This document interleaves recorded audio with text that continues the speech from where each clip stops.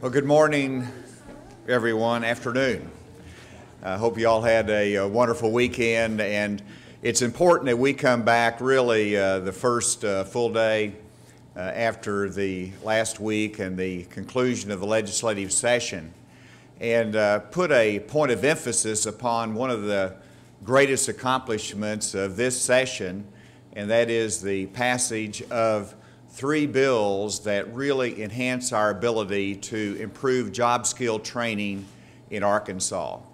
This is one of the crying needs of our state to drive economic development, to make sure that we can compete with our other national partners and states in terms of recruiting industry, and to support the existing industry have.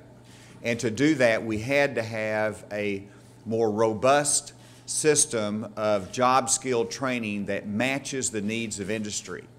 That was the cry for the last 2 years. Everyone knew the need of it, but to be able to get there through the legislative session is an accomplishment and a tribute to our legislative leaders, many of whom are joining us here for this news conference.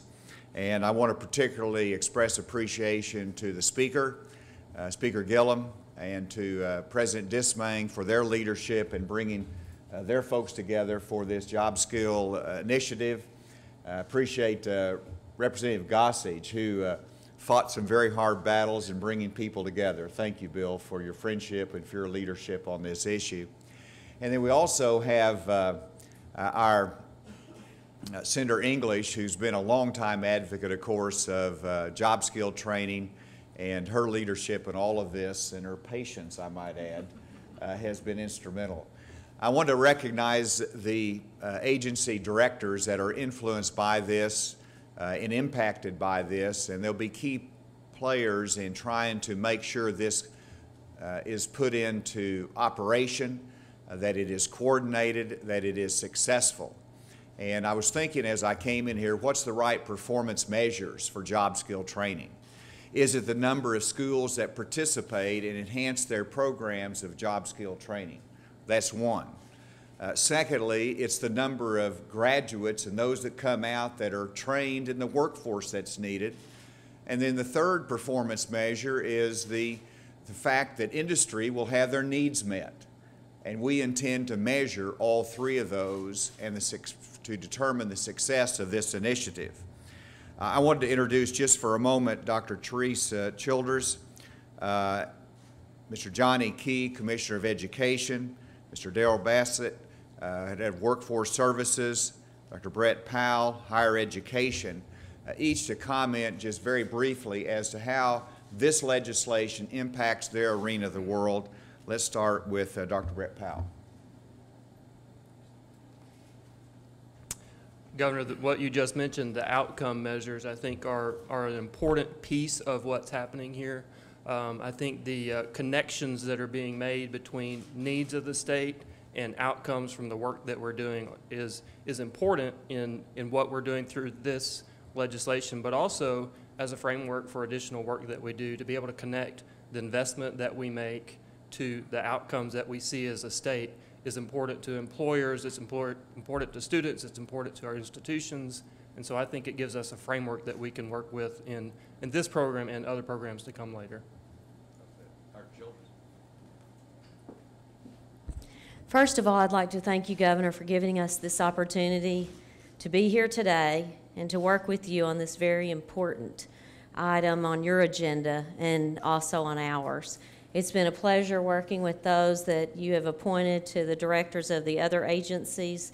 We've had a wonderful time working on this together throughout the session, and appreciate all the support that we've received from Senator English, from the Senate, from the House, from Representative Gossage and others that have worked with us as we've gone through this process of looking at what the pieces are that we need to have in place and to make sure that we can provide a comprehensive education and workforce training system in Arkansas. So thank you very much. Thank you, Teresa. As we continue our work in K-12 education, one of the things I've talked about is driving towards excellence. And this set of legislation will help us do that in the avenue of workforce development. Senator English, I've had the wonderful experience of being kind of a three-faceted approach with her on this, one as a colleague in the legislature, one from a position in higher education, and now as Commissioner of Education. When she says we need a system that is K through jobs, obviously K through 12 is a key component of that, and we are looking forward to the cooperation and collaboration with all of these agencies here and with our private sector partners in making this happen and moving Arkansas forward. Director Bissett. Thank you, Governor, and I want to thank the legislators who certainly were instrumental in helping us through this, and thank you, Governor, for this. From the outset, the Governor spoke about his vision for a workforce development system, and through everything he said, it really involved for DWS a creation of a mindset that really included three essential values, and that was transparency, fiscal accountability, and of course a system that had measurable results. Transparency because the people of the state of Arkansas need to know what our vision for workforce development is, and they need to check on it from time to time. Fiscal accountability because we need to reduce and start reducing the redundancies, unnecessary redundancies, and the duplication in services and expenditures that exist in our current model. And of course, a system that measures our results. In workforce development, it's really easy to confuse movement with progress, and we don't want to do that. We want to be sensitive to the changing needs of business and industry, the changing needs of our employees, as well as academia. Again, I thank you all. Because of the collaboration of those at this podium, we have these pieces of legislation. Everything good in workforce development is upstream, so now we just need to start paddling. Thank you, and I failed to recognize Representative Eubanks, who's been very instrumental in this, and also Majority Leader Bragg. Thank you for your partnership and leadership as well. And before I sign these bills, I wanted to recognize the industry partners that are in the room and the critical role that they will play.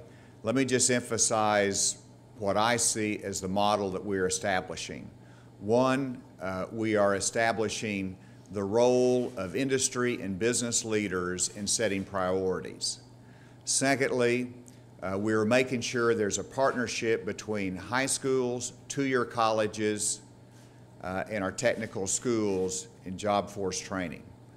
That partnership has to exist.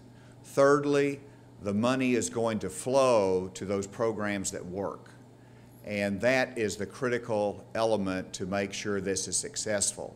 Finally, we've coordinated our state agencies behind this initiative, in which it will be led by the Governor's Workforce Cabinet, which I will chair, that will drive this every day to make sure we can meet those performance measures so that we can be successful and lead the South in job skill training that will help us to lead Arkansas into job creation. Thank you very much. With that, let's sign some bills.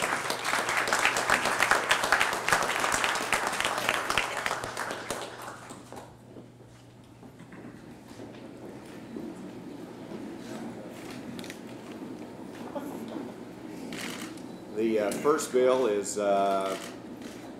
Senate Bill 891.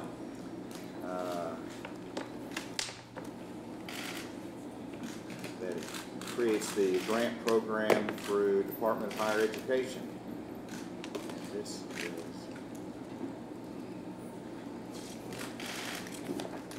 the second bill is Senate Bill 368. Which creates the Office of Skills Development. It provides funding, and it restructures the board so that it's a statewide emphasis through and the influence of industry on our job skill program as well.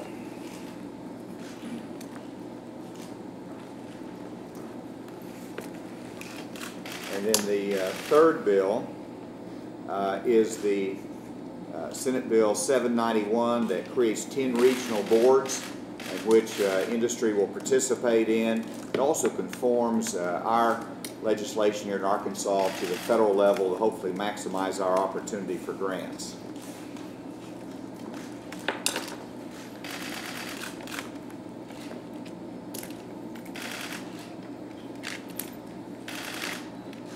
Y'all need to be a little bit more excited about this. It's been a long time coming. It's sort of like the weekend hangover, isn't it? All right. Congratulations. Thank you very much. Thank you. Sir. President. Good.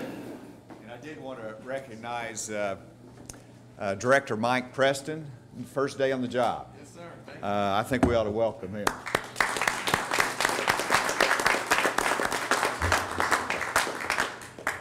Are there any follow-up questions? Can you elaborate a little more on, I guess, the funding that's attached to this, and also a little more on, you talked about measuring performance. I guess specifically, what are you going to be looking at, and kind of, heading into the future? Are there any other kind of big changes you're looking at for workforce education? Great question. In terms of the funding, there's about $15 million that will flow into the Office of Workforce Services within career education. And that money will be used for one-time grants, primarily for equipment, startup programs, but it's been there waiting for this opportunity to jumpstart this program. So it's a significant amount of state tax dollars that will flow in to start these programs.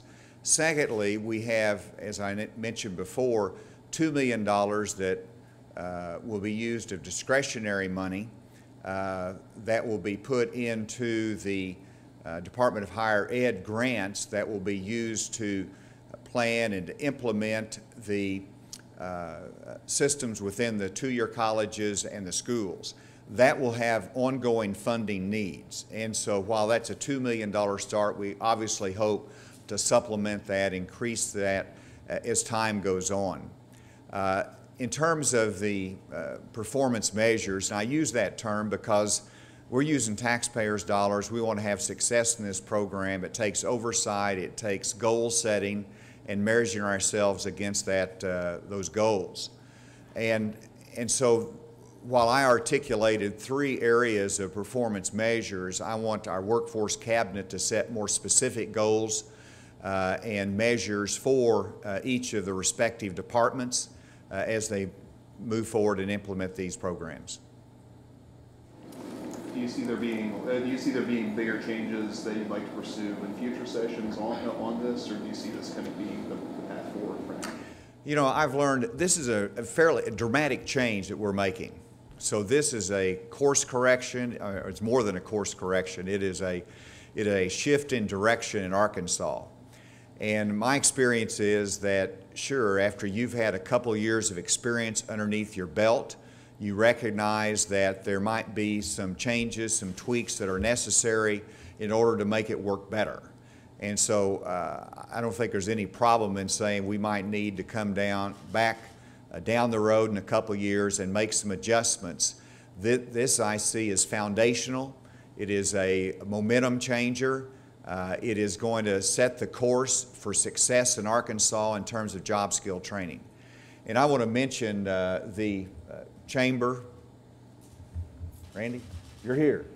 Chamber's a big partner, not just the state chamber, but the local chambers as well, in terms of promotion to our young people of the opportunity in a job skill path, whether it is promoting welding and the fact that you can make a great living for your family through a welding program, or it could be in the IT field, but carpentry, construction, hospitality industry.